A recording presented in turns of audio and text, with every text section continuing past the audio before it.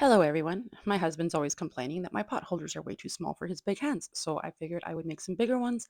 And as you can see, this one is quite bigger than the first one I ever made, and this one I also add little pockets to put my hands in. So to make these, I just used some fat quarters and I literally just grabbed whatever I had in my stash or whatever I wanted and I cut two of them in half so that they would look like this. And I'm going to be using something called Insulbright to put in between here, and I will be using two layers. So I just roughly cut two pieces the same size as my strips of fabric that I had cut. So here I have two different pieces. And I'm going to be using one for the back side and one for the front side, and it's entirely up to you. So I'm going to lay one piece of fabric down with the wrong sides facing up. And I'm going to be laying my insole bright with the shiny side facing up as well. This is just because you want this facing the side that's going to be reflecting the heat. That is why I'm using different colors for my front side and for my back side. That way I will always know which way I should be holding my pot holder.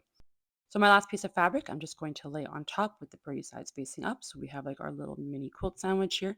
And I'm just going to go quilt some random lines on here, nothing in particular. I just went to my sewing machine and sewed one line, and then I used some masking tape to mark my lines so that they would all be the same distance apart. And I'm just going to quilt this whole piece, and then I will cut them to the size that I need. One thing to take note of is you need to make sure that you're using 100% cotton fabric and 100% cotton thread. Polyester is more likely to melt or catch fire, and cotton is less likely. Okay, now that I have done some random quilting on there, it's up to you how much you want to do. I'm going to cut this to the size that I want. I'm cutting mine to 8 inches by 10 inches.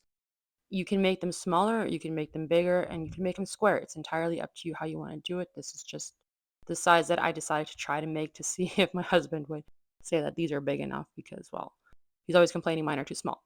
So hopefully these will be good. So once I have them cut, I am ready to start assembling. So here I'm just going to make sure that I remembered exactly which way my insole bright is facing, and it's to the blue side.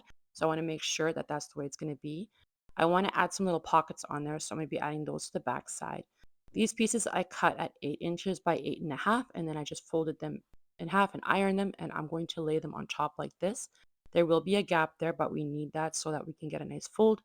And I'm just going to stay stitch these all around. I'm going to do about an eighth of an inch from the edge, and then I will add my binding, which I have already cut. Just going to add some clips here and head over to the sewing machine and then just do my stay stitching.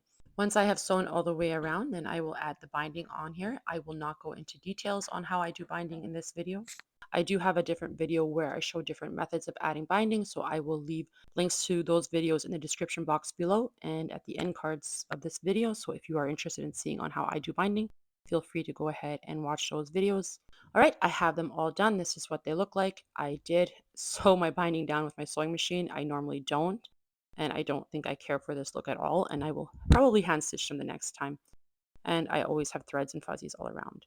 But this is why I added the pockets on there so that I could just slip them onto my hand like this if you wanted to, and you don't have to use them like that. You just use them like a regular pot holder. And these would also make nice little hot pads for on your table.